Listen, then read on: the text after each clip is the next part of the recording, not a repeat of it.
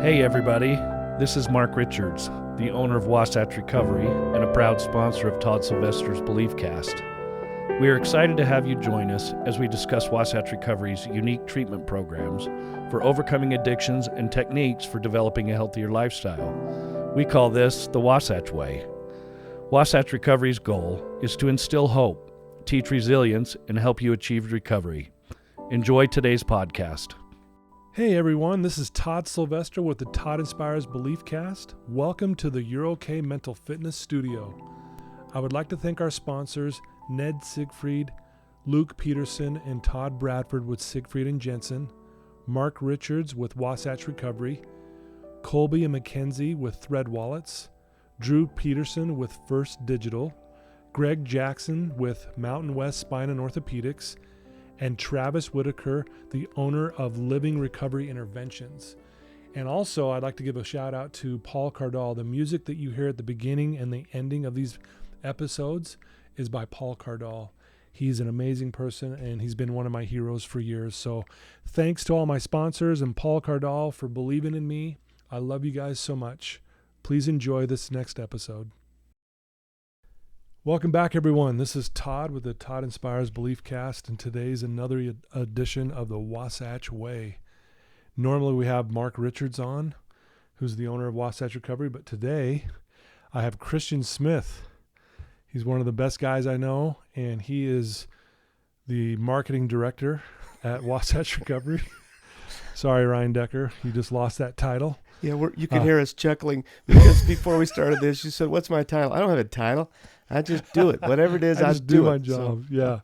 Yeah. He just does his job. But he is in marketing. He's out there bringing people in and letting people know about our amazing program. And Christian it feels like he knows everybody.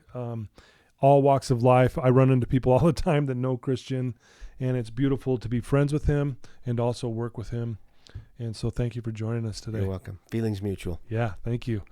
You know, we were sitting here. What do we want to talk about? We've talked about so many subjects on here, and Christian had an experience last night with a group that he talks to, and maybe I'll let you kind of just explain what you were doing last night and how effective that was. And I think I want to talk about this subject about the lies that we tell ourselves. Okay. I'm in recovery. Some of you have heard this. I'm in recovery. Many years of drug and alcohol and pornography, gambling, inappropriate relationships. And since recovery, since I've been blessed with this recovery, having been recovered, we're Yes. chuckling. You can't see on this, but we're chuckling. I love that word. I think it's appropriate. I love it. I've been given the opportunity to meet with a group of men every Tuesday night from the ages of 18 to 30 who are struggling with some addiction. And excuse me, might have to edit that cough. Okay, and it's all good. We had a large group come in last night, and I kind of punted instead of discussing, or sometimes we'll do some step work. Most of it is more of a discussion of what's working, what's not working. Yeah. We watched this little video clip. It's 9 minutes and 11 seconds long by the Skit Guys called God's Chisel. I'd seen it. It was one of those catalytic video clips 13 years ago that went, wait a minute, something changed, and it really helped. And I thought, let's see if anybody has the same effect on them. Yeah. So we play the video clip. There are 17 guys in that group, and during the video clip, half of them are crying. Wow. And the video clip it's God chiseling away stuff that is not necessary in one's life. Yeah. That we hold on to, and the pain of the chisel, and it's just two guys. It's worth watching. I think these are non-denominational guys that are doing it. But during one of the parts of that video clip, God says to the guy who's chiseling, who's saying this hurts really bad. God says stuff like, "It hurts me more than it hurts you," which we get a chuckle out of. Whatever. Yeah, right. But then it gets serious for a minute, and God says, wait a minute, to the guy he's chiseling. Yeah. He says, you bought into the lies. And he didn't elaborate specifically at that point in the video clip of the lies. And as you and I were talking, we see a lot of people come through Wasatch Recovery that we've talked about this. The substance abuse or the addiction behavior is not the problem. There's problems associated with it. It's Right. problematic, legal, relationship, Yeah. self-worth, love, but it's really a symptom. We've talked about Yeah, that absolutely. uh, Yeah. ad nauseum. So you and I were talking about what are the lies? I know my personal lies that I bought into. One was that I'm not lovable. Yeah. I am, God can't love me. My wife can't love me. I'm not trustable ever again. Mm-hmm. And so I thought maybe we could have a talk of what lies do you see and do I see men and women coming into Wasatch Yeah. that we really spend a lot of time processing, helping them understand that that belief system or that lie that they bought into is illogical, irrational, and it's Right. totally not true. Yeah. What I've seen a lot of it is from my side is that the lie of not being lovable. Yeah. I mean That's a big one. We hear that one a lot here, don't we? Many of you listening know my background as well. I was an addict for a long time and been clean and recovered for 33 years now, believe it or not. That blows my mind. Like I can't, it's weird to even say that out loud, but I'm very grateful for it too. I never take that for granted. The biggest lies in my experience in 33 years that I hear with meeting with thousands of clients, and if I was to start at the bottom, and if I say the top three, number 3 is my problems are way too big. I'll never change. There's no way to undo this. The second one is I'm different, so I can't connect. I hear that one a lot. Like, you don't understand me. My problems are different. I'm somehow unique, so I'll never be able to connect with anybody. And then the one, and it kind of goes along with I'm not lovable. And this kind of like is a broad brush, but it's I'm not good enough. I think every irrational belief that we fall into and we believe the lie feeds into ultimately I'm just not good enough at the end of the day. And that was one that I bought into hook, line, and sinker when I was even before my addiction. Because again, addiction is just a way that I dealt with certain things. But boy, even as a young kid, I struggled with walking around believing, and I think anyone listening to this would agree that they struggled with thinking, I don't know if I'm good enough. I'm not as good as that person. I'm not as pretty as that girl. I'm not as smart as that kid. Why won't they ask me, I guess I'm not worthy of their time or whatever it is, right? And so those are the things that I think I've witnessed over the years. I'm looking at, it should be in Todd's office because on the wall in big vinyl letters that you cannot miss is another lie that most people that come to us have bought into, which says the most delightful surprise in life is to suddenly recognize there is nothing wrong with me. It says you, but with me, first tense me. Yeah. Because that was at the core of many of these lies is that belief system. Yeah. I am bad. I'm wrong. I'm broken. I am faulty, defective, whatever. And that's a lie. Here's a question I have for you, Todd. Yeah. When we start to look at the lies that we've bought into and we start to get back on track, realizing those lies are illogical, irrational, and really not true. Yeah. What does that do to, whether it's addiction or mental health, anxieties, depressions, what does that do in the healing process, in your experience? When you start realizing that's BS. Well, I mean, that in itself, the awareness that it is actually a lie, I mean, coming to that point is very therapeutic, right? How so? Well, I mean, it's almost like this, you felt, I mean, and I'm just speaking with myself, it was like this weight of darkness, this darkness surrounding me, thinking these and believing these lies. But when I started realizing, no, that is a lie. And it's almost as if, and I, just for visuals, is as if the light turned on. And what that felt like is my heart, I could feel my heart beating in my chest. I felt this surge of energy. I felt this love. Like, in some religions, they call it the spirit. Others might call it something different, energy, whatever.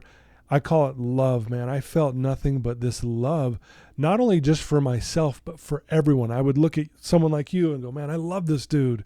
And I love that person. I don't care what they've done or where they're at. That's where it was like, I felt love. And I know that sounds like almost even a little corny, but that's what it felt like to me. And when I felt that, it's like, I want to share this with the world. It was like, I was like, almost like, I want everyone to know this. I want everyone to feel this. And that's why I got into this line of work. And I'm sure, Christian, you can agree. Exactly. Same exact, very similar experience. Yeah. That when I finally figured out I was buying into those lies, they were definitely lies. When I finally realized, wait a minute, I am lovable. And the love quickly went from, okay, this God can love me, but you know what?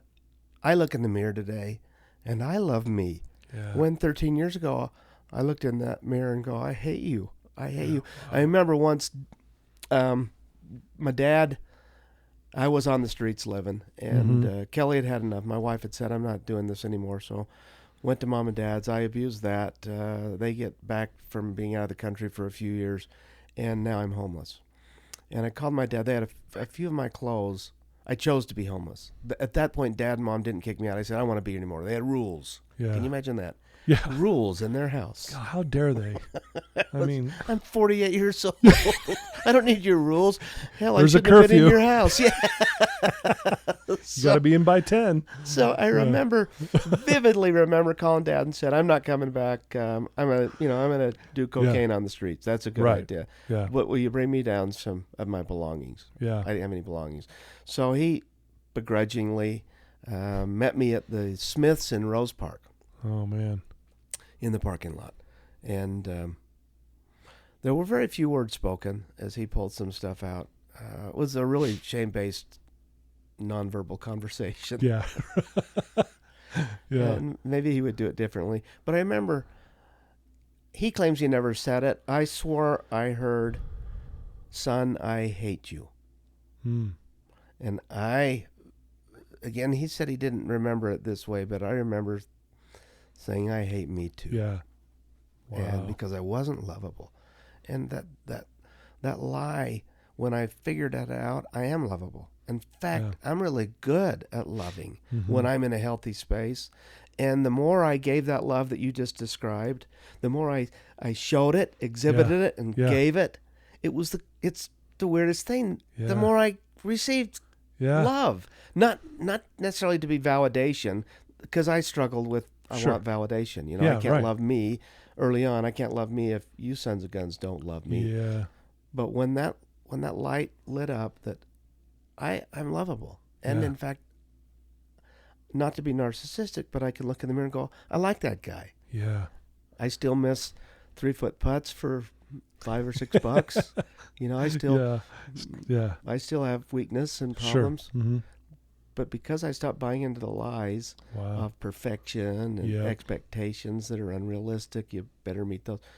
I find it a lot easier in life just to go through life and know it's not going to be perfect. Yeah.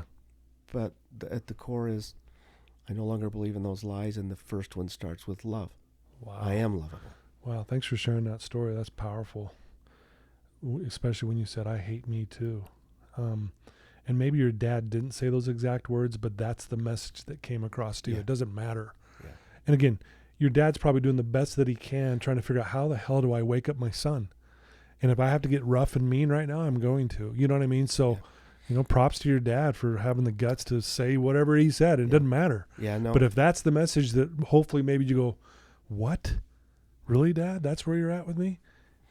It tells you a little bit of where I was, and I think where a lot of our clients are when they get here. Yeah. Is instead of, in the old me, would have, when someone says, I hate you, I hate you. We would have gone back and forth. I hate you. Right. And I vividly remember that response was not that. It was, I hate me too. Jeez. I hate me too. Yeah. I think worse than the addiction, worse than the criminal behavior. For those who don't know, Christian spent a long time in prison. I know it's jail. Okay, let me correct you. It was jail. It was jail. Major difference. We always laugh. I always say he was in prison. He says jail. But either way, it's the same thing, I think. But I think the biggest hindrance to change and lie. But the biggest hindrance is self-hatred. Like that when you hate you don't care what you do. You don't even care if you die. You don't care if you go to jail. You don't care if you blow up family relationships. You think you do. Deep down, you might kind of have a flicker of caring, but you're so caught up in that self-hatred that you're just, it's that belief of that lie that you're so far gone, you'll never change. Yeah. Right? Yeah. I think of the times as you were sharing that, I immediately went to when I was in those desperate moments of despair and depression. Yeah. And on 2 occasions I attempted to take my life. One was a serious violent attempt that obviously failed. But I'm Wow. thinking that was at the core of all that was going on in those moments was this lie that I was unlovable. There's no redemption of any kind. I'm not talking a religious, spiritual, just no way that the world would ever accept that I could fit into this standards of the world. Yeah. And that hurt so bad that the remedy for me was, let's end it. And I think maybe, UVU's got a suicide prevention conference coming up, which we don't have anything to do with, but that's a conference that I've looked at that's they've got some keynote speakers that are worth it. But I wonder if maybe one of the Wasatch ways that I've observed, and I've been doing this 13 years in different treatment centers, there is a lot of love coming out of Wasatch. Now there'll be people who listen to this and go, well, they didn't love me, they were mean to me. No, we were honest. Honest, exactly. And sometimes that's painfully honest. Yeah. And sometimes we're filling the role that I wish the family support system could have stepped in earlier and said, we love you so much that we're not going to do this anymore. We're not going to enable and contribute. Yeah. Instead, we see family members who literally are loving their loved one to death. Whether that's through drugs, depression, suicide, whatever. Yeah. And so the intervention that was effective for me was one family kindly, we're not loving you to death anymore, Christian. Wow. Sorry, go spend some time as a guest of the state. Yeah. Not prison. Not prison, jail. He always corrects me when I say that. I'm like, is there a difference? I mean, come on. But, I can't imagine a world without you, Christian, because had the attempts worked and you weren't here, I mean, I think of the lives you've touched and the people you helped into treatment, the people you have a conversation on the side of the barn here that we're in that are impactful, that changes their life, just perspective, the stories you share, the group you work with on Tuesdays, you're a man of faith, and just the people you rub shoulders with your religion. I mean, think about all that. That would be missing. That would be gone. Yeah. I mean, and again, I mean, this is for anyone listening to this. You all have that influence. Every single one of you. You just got to decide where you're going to put that energy. And you finally said, okay, I'm changing my life, and now I'm giving back. I'm not buying into the lies anymore, because that's kind of our theme today. And now you have this powerful belief system. I know you're not perfect. No one is. But you do have a powerful, strong belief about you that you're good. And that's not narcissistic. It's funny. We're okay beating ourselves up, saying all this negative stuff, but we say something positive, we're like, we always have to clarify, okay, I'm not being narcissistic. I'm not being cocky. No. Why can't we say something positive about ourselves and just be okay with it? Where did that come from? Is that a societal thing that we grew up with? I think so. That you can I can take your criticism, your critical feedback. Christian, your elbow comes way too high on the backswing in your golf. I can take that, but I'm very uncomfortable when you say, Christian, that was a really good swing. Yeah. That was really, and your technique was beautiful. I don't receive compliments very well. I can take criticism to a point. Yeah. But why do we do that as a society? It's hard to take. Yeah, I think in my experience, what it comes down to is that we don't believe it. So if I pay someone a compliment, one of our clients is sitting on the couch here, and I pay him a compliment, and they just kind of squirm and go, oh, yeah, whatever, they shake their head. It's because they don't believe the compliment. And what I was taught as a young kid by a guy named Dennis Waitley, who wrote, he was a motivational speaker. He did Psychology of Winning. He was the sports psychologist for the U.S. Olympic ski team. And he always would say, when someone pays you a compliment, you look them right in the eye and with conviction, tell them thank you.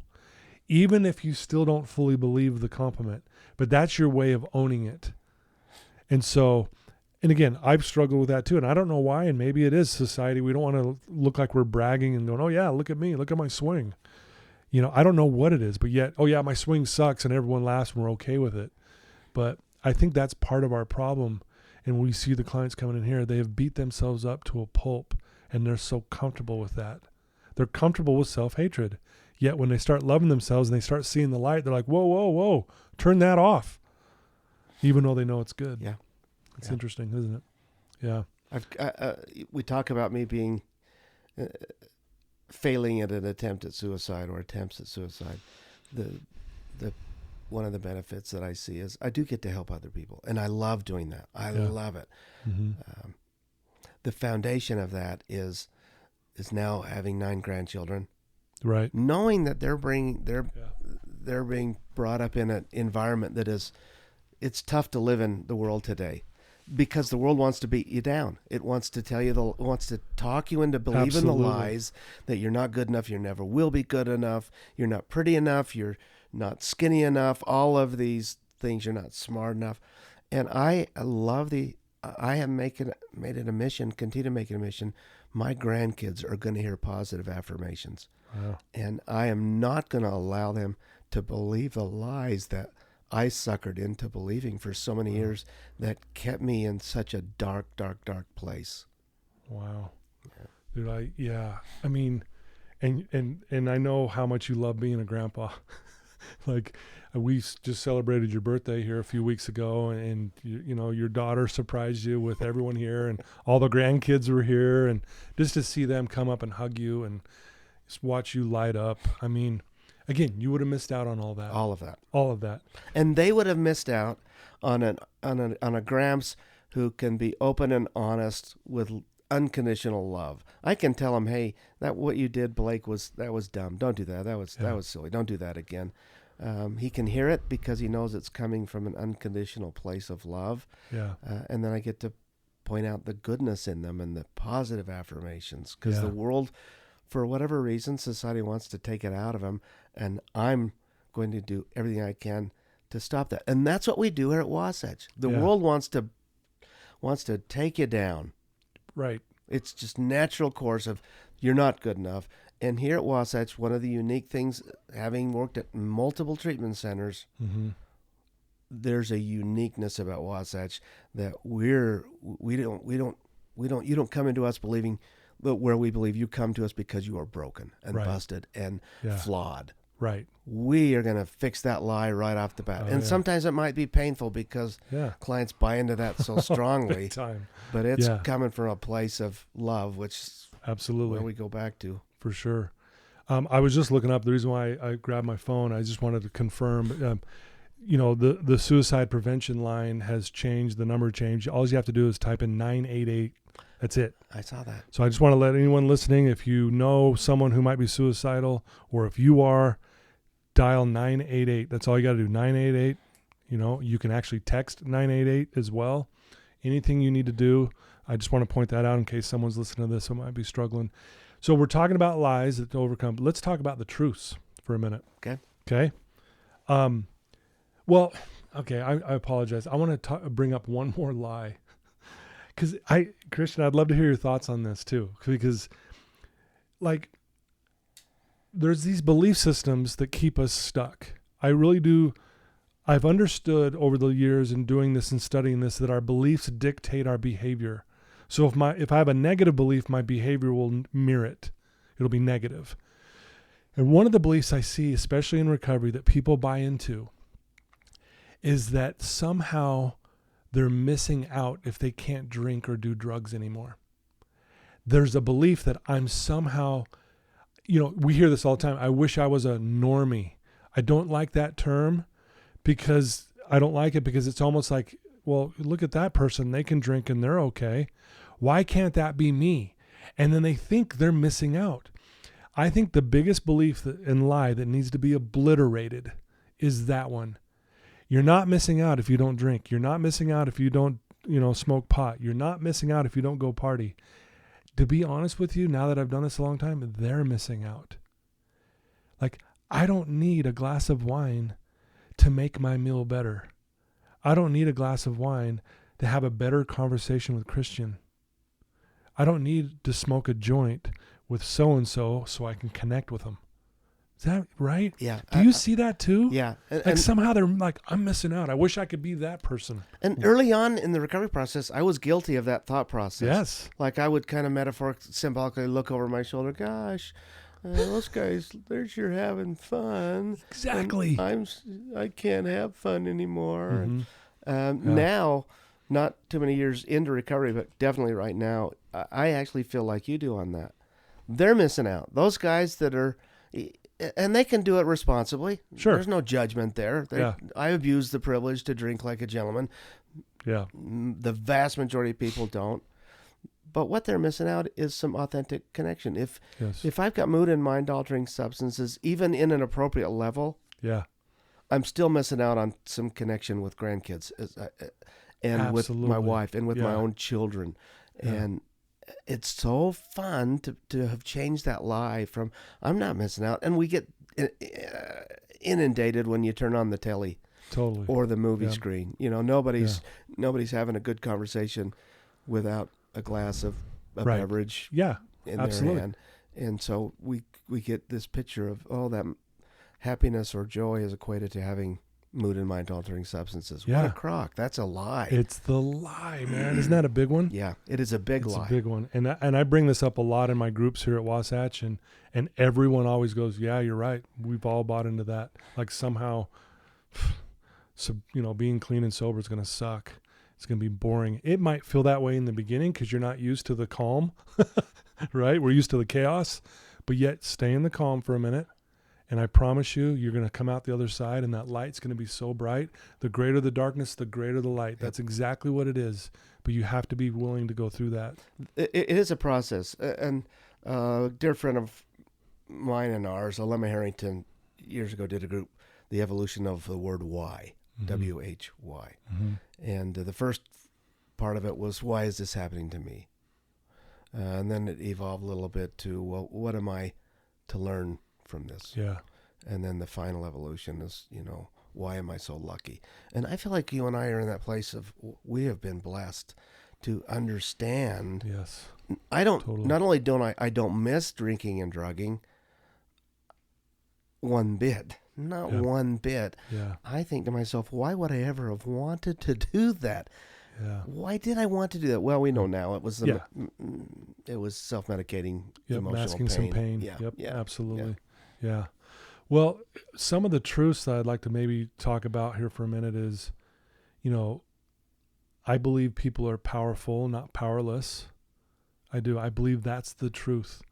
There's people out there that will preach that they're weak and powerless, but I will teach the clients that they're strong and powerful.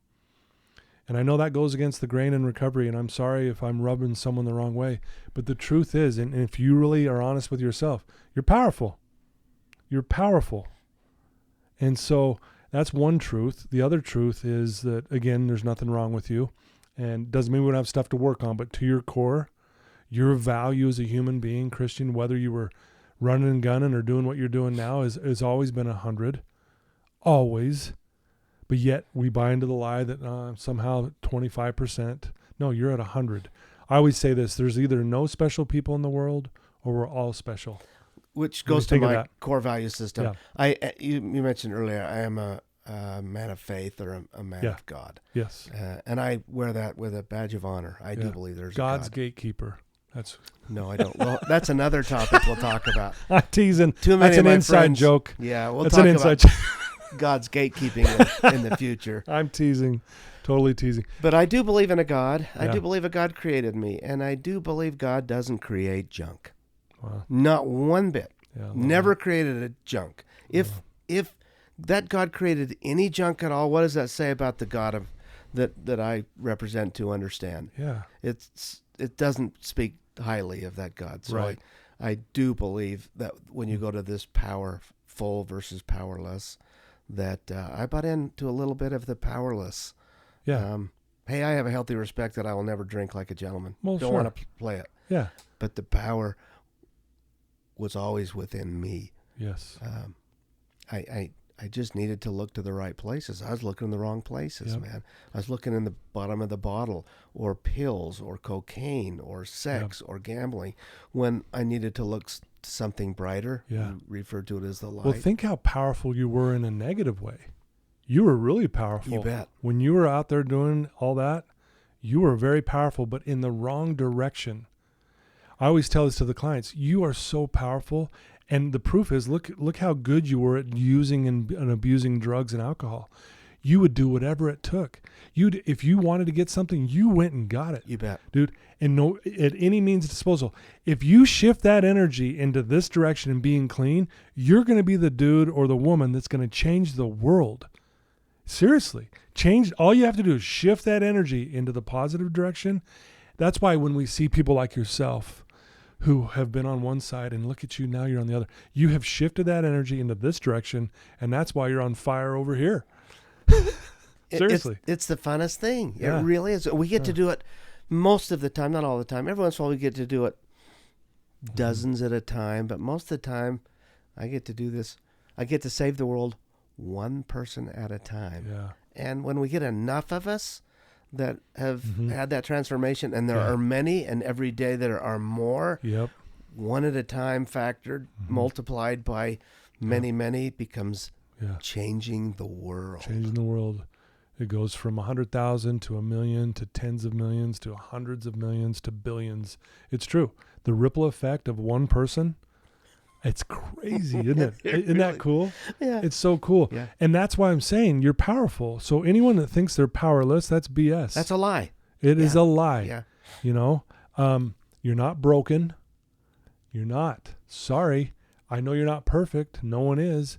But again, to your core, like you said, God doesn't make junk. God doesn't make mistakes. Period. To your core, you're solid. And I always say this, you were born honest. You were born clean. You weren't born with anxiety and depression. You weren't born a liar and a criminal. You learned all that, which means now you unlearned it. And you're actually being more like who you were, Christian, before you ever started. See, we always identify, here's the other lie. I know we're going back and forth, truths and lies here, but another lie I'd like to mention is we identify ourselves with our addiction years. Like, how old were you when you first used anything? How old were you? Like the sample? Like, even if you just drank one night or had a beer or whatever. A sample of alcohol at age 12 or 13. 12 or 13, whatever that was. And granted, I mean, that didn't turn into a full-blown addiction at the time, but think about it. You know, you were so many years in your addiction, right? How many? 27. 27 years. So you'll identify, I'm not saying you're doing this, but most people would identify, hey, I'm an alcoholic. I'm a drug addict. And I always say, well, did you use today? No. Did you drink today? No. Did you drink yesterday? No. The day before? It's been how many years? 13? 13 years. 13 for you. Congratulations, by the way. That's freaking amazing. 13 years. So, but here's the thing. Why can't we identify ourselves from the time we were born till the time we started using? Because isn't that the real authentic you? Again, you weren't born a liar. Yep. You weren't born a thief. You weren't born to manipulate. You loved everyone. You had faith as big as the universe. You loved yourself. That's the authentic you. So that's really what you did. Once you got past this addiction piece and got over the emotional pain, guess what? You got back in line with who you were when you were born. Yep. Fair? Yeah, it is. I have these 9 grandkids. 3 of them are under 18 months. And I get to look at them and have watched them develop into just laying there like cuddling with nothingness, into quickly being able to smile and react and start crawling and rolling over. And there's nothing but love. No judgment. Just love. They get to that 2-year-old, 3-year-old. Still a lot of love, some stupidity, but a lot of love and unconditional stuff. Totally. No lying, no manipulating, none, no fake. They're being authentic. Completely. That's the authentic you. Yeah. And here's what's beautiful. Tell me if you like this. I will say this to the clients who have kids or who have nieces or nephews or cousins.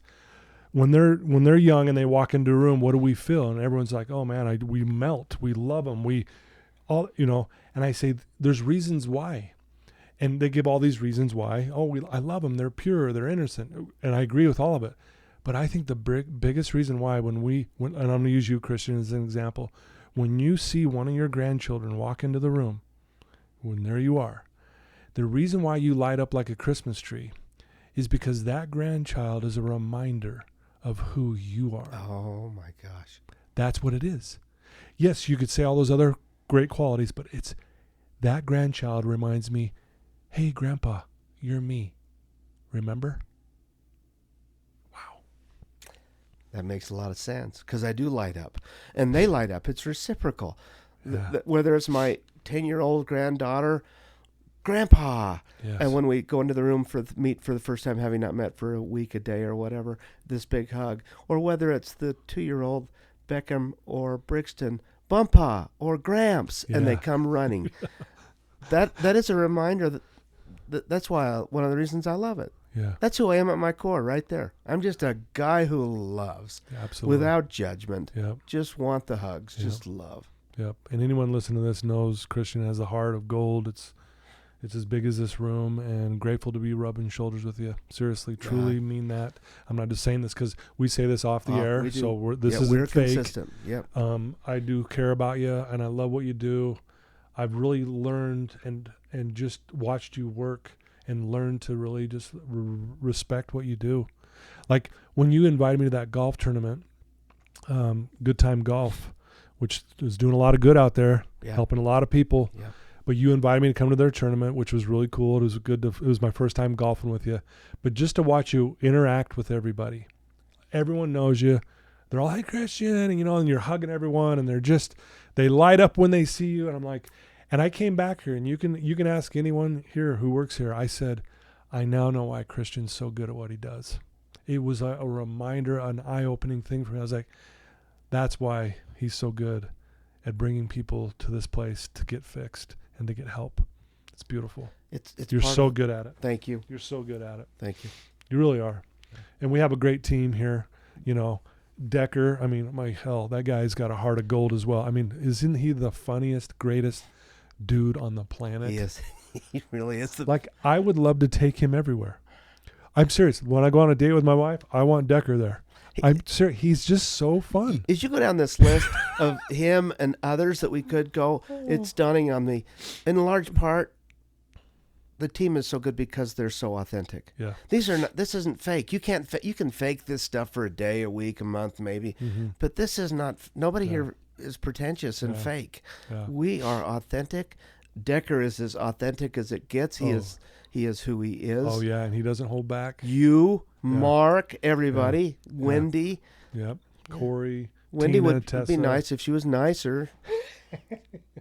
Hopefully she doesn't listen to this. Just kidding. I hope she's No, I listening. hope she's listening. Anyway, we do have a great team, and Wendy being our clinical director, she's great at what she does. I mean, at the end of the day, that woman ain't afraid to help change lives, and she'll say whatever she needs to say. To love you enough to give you the story as it Absolutely. is seen from her as a professional and a good 100%. professional. Boy, yeah, she's powerful that way. We're not helping anybody. I'm not helping my grandkids if I'm not a big believer in the participation thing when they go to soccer and all that stuff. Yeah. I'm not helping my grandkids if I'm not being honest with them. Not Exactly. mean honest. Right. Just being Just be honest with them. Yeah. If I'm going to say, "Oh no, you should have won that event. No, you didn't perform well that day." It's okay. Yeah. That's okay. You'll do better next time. Yeah. Doesn't mean you're less than or not enough. Yep. Yeah, it's good. Yeah. It's good stuff, man. Wow. God, This is awesome. We could talk all day. Oh, we could. We really could. Day. Well, hey, anyone listening to this, hopefully you got something out of this. Hopefully you realize that these lies that we tell ourselves, challenge them. If you're struggling with them, reach out to Christian or myself. We'll help you through that. If you have a loved one right now who's struggling that needs treatment, who needs to get in, whether it's residential or day treatment or IOP, we'll get you in. And Christian's the person you need to reach out to. And so what is the best way for someone to do that, Christian? Direct number. We have our mainline number. I don't know what it is off the top of my head. I'm not on it, but you're welcome to call my cell number anytime. Area code 801-870-1379. Okay. I challenge you guys to call them, seriously. And if you have a loved one who's struggling, you think they might be struggling with addiction, but you're almost even afraid to bring it up, have them listen to this episode. Just send them a link saying, hey, listen to this episode. I think it'll help you. It breaks the ice. And then you follow up with them and saying, hey, what'd you get from that episode that you listened to? And hey, is there anything I can do to help you? Hey, reach out to Christian, give him a call. And if we're not the right fit, Christian will find the place for you. Absolutely. Right? So, absolutely. Yeah. There's a lot of treatment opportunities, selections out there, and the difference is not clinical. The difference is all cultural, and that's a big deal. Big so time. if we're not it, we'd find somebody who's a better fit. Okay, I love you guys. Thanks for tuning in. Thanks for all your support. It means the world to us. Thanks to our sponsors. We love you.